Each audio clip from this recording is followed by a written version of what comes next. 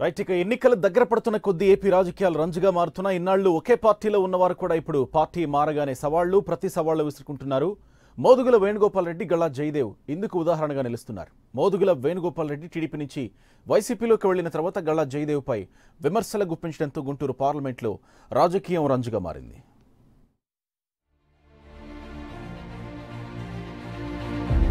Guntur parliament పరిధిలోని గుంటూరు పశ్చిమ నియోజకవర్గంలో విమర్శలు ప్రతి విమర్శలతో జిల్లా కేంద్రం రాజకీయ వేడిని పుట్టిస్తోంది.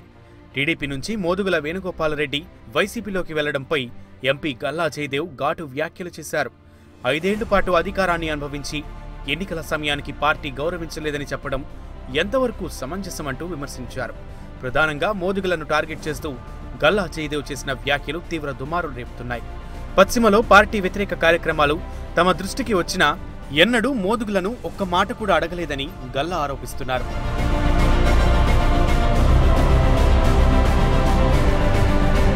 మరోపక్క మోదుగుల కూడా ప్రతి సవాల్ విసురుతున్నారు. మోదుగుల 2014 ఎన్నికలలో గుంటూరు పశ్చిమం నుండి టీడీపీ ఎమ్మెల్యేగా గెలుపొందారు. ప్రస్తుతం వైసీపీలో చేరిన మోదుగుల గుంటూరు పార్లమెంట్ నుండి పోటీ చేస్తున్నట్లు తన సన్నిహితులకు సమాచారం అందించారు. గల్లా జయదేవ్ని ఓడించడమే ప్రధాన లక్ష్యంగా ఎన్నికల బరిలోకి దిగుతున్నట్లు చెబుతున్నారు. మరోప్రక్క మోదుగుల టీడీపీపై విమర్శలు గుప్పిస్తున్నారు. గతంలో టీడీపీలో కొనసాగుతూనే రాజశేఖర్ రెడ్డిని పొగుడుతూ టీడీపీలో రెడ్లకు ప్రాధాన్యత లేదనడం అప్పట్లో తీవ్ర దుమారం రేపింది.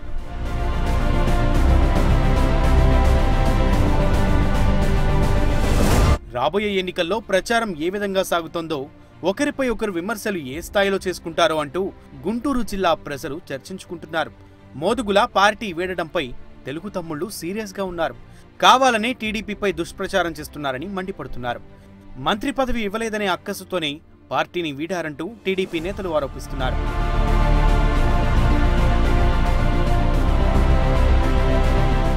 ఈసారి గుంటూరు పార్లమెంటు ఎన్నికలు గల్లా వర్సెస్ మోదుగుల మధ్య జరుగుతుందని జిల్లా నేతలు భావిస్తున్నారు.